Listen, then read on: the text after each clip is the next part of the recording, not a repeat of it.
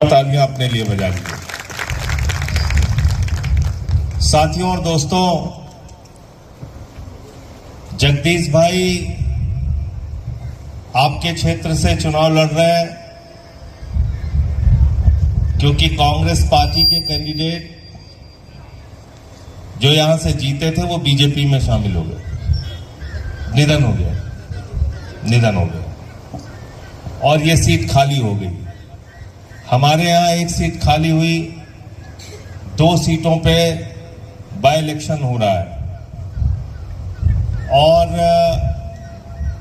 जब मैं यहां पे आया तो मुझे बताया गया कि जो कैंडिडेट्स बीजेपी और कांग्रेस के हैं उनके मुकाबले जो हमारे प्रत्याशी हैं उनके पास उतना रुपया पैसा, जमीन जायदाद, बड़े घर, बड़ी गाड़ियां, ऐसा कुछ नहीं है। तो मैंने कहा जिसके साथ कोई नहीं होता उसके साथ लोकतंत्र में जनता का आशीर्वाद होता है, जिसकी बदौलत वो जीतता है। और अगर आप आम आदमी पार्टी का इतिहास देखेंगे, जब हमने 2012 में ये पार्टी बनाई और 13 का चुनाव दिल्ली में लड़ रहे थे, टोपी पहन के हम कहीं वोट मांगने जाते थे तो लोग हमारे ऊपर हंसते थे साथियों, कहते थे तो 4 आदमी पार्टी है, इनकी तो जमानत जब्त हो जाएगी, इनका पता नहीं लगेगा कहां चलेगा ये। लेकिन पहले ही चुनाव में 2013 के अंदर 28 सीटें दिल्ली की जनता ने दिया और आम आदमी पार्टी की सरकार में, और मात्र 49 दिन की सरकार में हमने बिजली फ्री किया, पानी फ्री किया, शिक्षा फ्री किया, इलाज फ्री किया। लोकपाल पास नहीं हुआ तो मुख्यमंत्री केजरीवाल जी ने इस्तीफा दे दिया, बोले हम जनता के बीच में दोबारा चुन के आएंगे। और 2015 के चुनाव में जब हम चुनाव लड़ रहे थे तो लोग आम आदमी पार्टी का मरसिया पढ़ रहे थे, कह रहे थे पार्टी खत्म हो गई, इसका अस्तित्व मिट गया, अब तो इसका पता कहीं चलेगा नहीं। और उस समय भारत के प्रधानमंत्री आदरणीय नरेंद्र मोदी जी प्रचंड बहुमत के साथ जीत के प्रधानमंत्री बने थे। कई राज्यों में उनकी सरकार थी, पूरी की पूरी भारतीय जनता पार्टी दिल्ली में अपनी ताकत झोंक रही थी। एक तरफ आम आदमी था, दूसरी तरफ बीजेपी की ताकतवर सत्ता थी, लेकिन भारतीय जनता पार्टी को दिल्ली की जनता ने स्कूटर पार्टी बना दिया, 3 सीटें दिया और आम आदमी पार्टी को 67 सीटें। और कौन से लोग जीत के आए थे? राखी बिरलान, प्रकाश, अखिलेश पति त्रिपाठी, संजीव झा, अजय दत्त, ऐसे सामान्य परिवारों के लड़के विधायक बने, मंत्री बने दिल्ली के अंदर, जिनके बारे में कभी कोई सपने में नहीं सोच सकता था कि ये पार्षद भी बन सकते हैं। दिल्ली की जनता ने उनको विधायक बनाया, सांसद बनाया, मंत्री बनाया, मुख्यमंत्री बनाया। ये काम आपने किया, आपके वोट में वो सबसे बड़ी ताकत है। और 67 सीटें आई आम आदमी पार्टी की।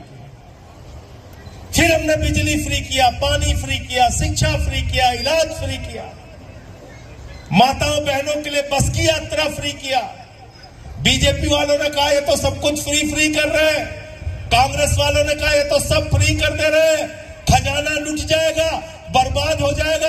अरविंद केजरीवाल ने ऐसी सरकार चलाकर दिखाई मेरे मित्रों कि सब कुछ जनता को फ्री देने के बावजूद मुनाफे का बजट दिल्ली में दिया। ये काम दिल्ली के अंदर दिल्ली की सरकार ने करके दिखाया। इसका मतलब सरकार के खजाने में पैसे की कमी नहीं होती, नेता की नीयत में कमी होती है। सरकार के खजाने में पैसे की कमी नहीं होती। और 2020 के अंदर फिर जब हम चुनाव में गए तो दिल्ली की जनता ने 62 सीटें दिया।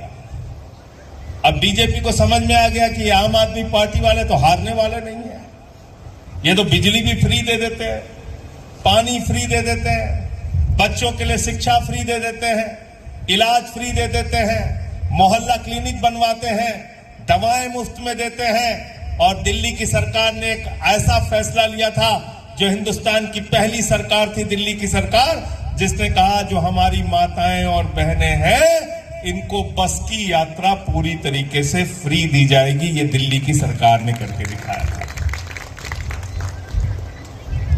तो इनको लगा कि इनसे तो जीत नहीं सकते, तो केजरीवाल को पकड़ के जेल में डाल दिया, मनीष सिसोदिया को शिक्षा मंत्री को जेल में डाल दिया, सत्येंद्र जैन को स्वास्थ्य मंत्री को जेल में डाल दिया, मुझे पकड़ के जेल में डाल दिया, पूरी सरकार का काम रोक दिया, चादरें बांटी, पैसा बांटा, लोटा बांटा, वोट जुड़वाए, वोट कटवाए, तमाम तरीके की धांधली किया। और इस बार दिल्ली में बावजूद इसके 43% वोट आम आदमी पार्टी को मिला, 45% वोट 2% वोट के आगे होके भारतीय जनता पार्टी ने वहां गलती से सत्ता तो बना ली, लेकिन 4 महीने के अंदर दिल्ली में ऐसी हालत कर दी है, हर आदमी कह रहा है आम आदमी पार्टी चाहिए, आम आदमी पार्टी चाहिए, केजरीवाल चाहिए। क्यों याद कर रहे हैं लोग? क्योंकि आज 4 महीने के अंदर मेरे भाइयों, भारतीय जनता पार्टी ने स्कूलों की फीस 80% बढ़ा दी। 4 महीने के अंदर दिल्ली के अंदर जो हमारे बुजुर्ग पार्कों में घूमने के लिए जाते थे, वहां पे उसका किराया 50 रुपए कर दिया। 4 महीने के अंदर दिल्ली के बस के अंदर अब आइडेंटिटी कार्ड मांगे जाते हैं, बगैर उसके आप बसों में फ्री नहीं चल सकते। 4 महीने के अंदर गरीब की झोपड़ी को उजाड़ने का काम किया, उसके मकान को गिराने का काम किया, उसके दुकान को गिराने का काम किया। गरीब के मकान और दुकान पर बुलडोजर चलाने का काम भारतीय जनता पार्टी ने किया। यही काम ये गुजरात में करते हैं, यही काम उत्तर प्रदेश में करते हैं, यही काम बिहार में करते हैं। जो गरीब के ऊपर बुलडोजर चलाते हैं, उनकी राजनीति पर बुलडोजर आपको चलाना है अपने वोट की ताकत से। और ये वोट की ताकत किसने दिया आपको? ये वोट की ताकत दिया बाबा साहब डॉक्टर भीमराव अंबेडकर जी के संविधान ने। और इसलिए मैं बार बार कहता हूं कि ये देश, इस देश की व्यवस्था, इस देश का लोकतंत्र अगर चलेगा तो बाबा साहब के संविधान से चलेगा, किसी मोदी, योगी और भारतीय जनता पार्टी के फरमान से नहीं चलेगा, किसी के फरमान से नहीं चलेगा, ये बाबा साहब के संविधान से चलेगा। लेकिन हर समय भारत के संविधान को कुचलने का प्रयास किया जा रहा है, उसको कमजोर करने का प्रयास किया जा रहा है, आपके अधिकारों को छीनने का प्रयास किया जा रहा है। कभी आरक्षण व्यवस्था को खत्म करने के नाम पे, कभी दलितों का, पिछड़ों का उत्पीड़न करने के नाम पे, कई भेदभाव की राजनीति करके, कई मंदिरों में प्रवेश को रोककर, कहीं आपके सम्मान को चोट पहुंचाकर, हर जगह समाज के वंचित लोगों को पीड़ित करने का काम भारतीय जनता पार्टी कर रही है। इसलिए मैं आपसे हाथ जोड़कर विनती करने के लिए आया हूं, इकट्ठा हो जाओ, एक हो जाओ और बाबा साहब का संविधान लेकर हाथों में और भारतीय जनता पार्टी को सबक सिखाने का काम आपको करना है। और ये काम क्यों करना है? क्योंकि जिस लिए सरकारें बनती हैं, उसमें पहली शर्त, जो सपना था बाबा साहब डॉक्टर भीमराव अंबेडकर जी का, और उन्होंने कहा था शिक्षा शेरनी का वो दूध है जो जितना पिएगा उतना दहाड़ेगा। आज शिक्षा की व्यवस्था को खत्म किया जा रहा है, गांव के स्कूलों को बंद किया जा रहा है, सरकारी स्कूलों की शिक्षा समाप्त की जा रही है। अभी एक आंकड़ा आया पूरे हिंदुस्तान के अंदर 11 लाख बच्चों ने, मेरे भाइयों, सरकारी स्कूल की शिक्षा 5वीं तक की छोड़ दी। 11.5 लाख बच्चों ने सरकारी स्कूल की शिक्षा छोड़ दी। सरकारी स्कूलों की बदहाली की गुजरात में यह हालत है। जब आम आदमी पार्टी पिछला चुनाव लड़ रही थी, राजेश जी आप आए थे ना प्रचार करने, क्या हुआ था जगदीश भाई? हमने कहा हम अच्छे स्कूल बनवाएंगे, अच्छे स्कूल बनवाएंगे, अच्छे स्कूल बनवाएंगे। मोदी जी कहने लगे हम भी अच्छे स्कूल बनवाएंगे, हम भी अच्छे स्कूल बनवाएंगे। हमने कहा हमने दिल्ली में ये स्कूल बनवाया, ये स्कूल बनवाया, ये स्कूल बनवाया। मोदी जी ने कहा हम भी स्कूल दिखाते हैं, हम भी स्कूल दिखाते हैं। उन्होंने अहमदाबाद के अंदर एक स्कूल में जाके फोटो खिंचवाई। हमने कहा आम आदमी पार्टी के कार्यकर्ता जाएंगे और उस स्कूल को, प्रिंसिपल को फूल देकर आएंगे कि जो स्कूल प्रधानमंत्री जी ने दिखाया ये इतना अच्छा सुंदर स्कूल है, जब हमारे कार्यकर्ता वहां पे पहुंचे तो पता चला टेंट उखाड़ के ले जा रहे हैं, टेंट उखाड़ के ले जा रहे हैं। लोगों ने कहा भैया यहाँ स्कूल था, बोले कोई स्कूल नहीं था, बोले मोदी जी की फोटो देखा, बोले हाँ फोटो खिंचा के चले गए, मोदी जी भी चले गए, स्कूल भी चला गया। जहां मोदी जी जाते हैं पीछे पीछे स्कूल चला जाता है, स्कूल भी चला गया। यह है हालत। वर्षों से भारतीय जनता पार्टी की सरकार गुजरात में है, लेकिन भारत के प्रधानमंत्री को एक स्कूल दिखवाने के लिए टेंथ का स्कूल खड़ा करना पड़ता है। लड़ाई इस बात के लिए है, अगर बाबा साहब के सपने को पूरा करना चाहते हो, अगर उनके शिक्षा के मिशन को पूरा करना चाहते हो, अगर बाबा साहब के सिद्धांतों और धारणाओं को पूरा करना चाहते हो, अगर आप भी मानते हो कि शिक्षा शेरनी का वो दूध है जो जितना पिएगा उतना दहाड़ेगा, तो भाई जगदीश को अपना वोट देकर इनको ताकत देने का काम करना, ये विनती आपसे करने आया हूं, ये निवेदन आपसे करने के लिए आया हूं। और क्या बात कही बाबा साहब ने? बराबरी की बात कही, समाज के वंचित शोषित लोगों को आरक्षण देने की बात कही, नौकरियों में आरक्षण, शिक्षा में आरक्षण। और ये आरक्षण किस लिए देने की बात कही? कि समाज के जो लोग वंचित हैं, पिछड़े हैं। डॉक्टर लोहिया ने कहा अगर कोई आदमी 20 किलोमीटर आगे खड़ा है, कोई 0 पॉइंट पे खड़ा है, तो उसके बीच में दौड़ की प्रतियोगिता नहीं कराई जा सकती। अगर दौड़ की प्रतियोगिता करानी है तो 0 पॉइंट पे जो व्यक्ति खड़ा है उसको पहले बढ़ाकर आगे 20 किलोमीटर पहुंचाओ, तब दौड़ की प्रतियोगिता कराओ। हम दौड़ दिखाकर दिखाएंगे, हम दौड़ करके दिखाएंगे, जीत के दिखाएंगे। और आज क्या हो रहा है? रेलवे का निजीकरण, कोल इंडिया का निजीकरण, सेल का निजीकरण, बिजली का निजीकरण, पानी का निजीकरण, सड़क का निजीकरण, एयरपोर्ट का निजीकरण, पोर्ट का निजीकरण, सब कुछ निजीकरण, सब कुछ निजीकरण। जब सब कुछ निजीकरण हो जाएगा तो आरक्षण कहां रहे? आजकल तो लेटरल एंट्री के नाम पे ज्वाइंट सेक्रेटरी लेवल पर भी निजीकरण, वहां भी सरकार की मर्जी चल रही है।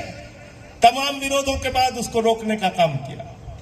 इसलिए साथियों और दोस्तों, आपसे कहने के लिए आया हूं, अन्याय के खिलाफ, अत्याचार के खिलाफ, अपने बच्चों की शिक्षा के लिए, स्वास्थ्य के लिए, मुद्दों की राजनीति के लिए अगर वोट देना है तो इस बार इस बाय इलेक्शन के अंदर, इस मध्यावधि चुनाव में इसका शुरुआत करके जगदीश भाई को यहां से जिताने का काम कीजिए। 14% वोट मिला था हमें 2022 के चुनाव में। आम आदमी पार्टी को 14% वोट मिला था। 5 सीटें हमारी विधानसभा से जीत के आई हैं। ऐसे ही पंजाब में 17 में जब हम लोग लड़े तो 20 सीटें हमारी आई, और जब 22 के अंदर हम चुनाव लड़े तो उसी पंजाब में 92 सीटें आई, प्रचंड बहुमत के साथ सरकार बनी। तो इसलिए गुजरात में भी देरी नहीं है, देर है तो सिर्फ आपके इकट्ठा होने की, आपके एकजुट होने की। ये जाति धर्म की राजनीति से बाहर निकलकर जनता के मुद्दों की राजनीति पर हमें काम करना है। शिक्षा के सवाल पर वोट देना है, स्वास्थ्य के सवाल पर वोट देना है, बिजली के सवाल पर वोट देना है, पानी के सवाल पर वोट देना है। अरे ये देश तो गांधी का देश है, अंबेडकर का देश है, सरदार वल्लभ भाई पटेल का देश है। यहां पर मोदी और अमित शाह के फरमान से देश की व्यवस्था नहीं चलेगी, नहीं चलेगी। और जिस मुख्यमंत्री जी को बैठाया यहां पे, उनको तो जो निर्देश ऊपर से मिलता है वही काम करते हैं, अपना तो कुछ करते नहीं। जो उनको आदेश मिलता है वही काम करते हैं। तो इसलिए मजबूत लोगों को जिताइए जो आपकी आवाज उठा सकें, आपके लिए लड़ाई लड़ सकें।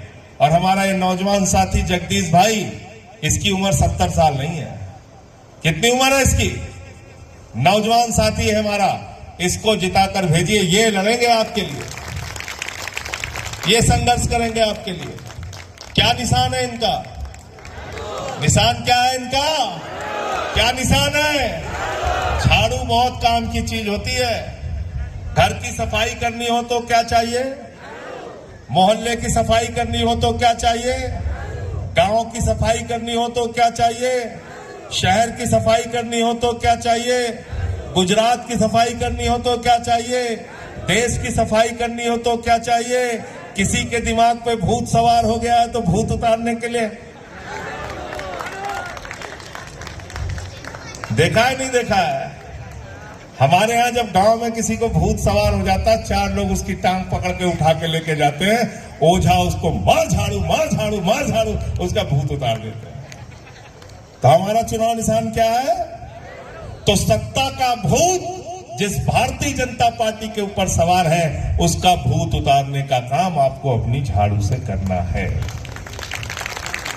पहले नंबर पे इनका चुनाव निशान है और वोट देकर पहले नंबर पे इनको पहुंचा देना, इनको जिता देना। दूसरी बात है कांग्रेस पार्टी। कांग्रेस पार्टी ने वर्षों वर्षों तक राज किया, वर्षों वर्षों तक राज किया कांग्रेस पार्टी ने। और आपको हासिल क्या हुआ आप सोच सकते हैं। आज कांग्रेस पार्टी की देन है कि भारतीय जनता पार्टी देश की सत्ता में और गुजरात की सत्ता में बैठी है। इसलिए न बीजेपी, न कांग्रेस, न पंजा, न कमल इस बार चलेगी। जोर से बोलिए, क्या चलेगी, क्या चलेगी। बहुत बहुत शुक्रिया, बहुत बहुत धन्यवाद। इंकलाब जिंदाबाद, आम आदमी जिंदाबाद।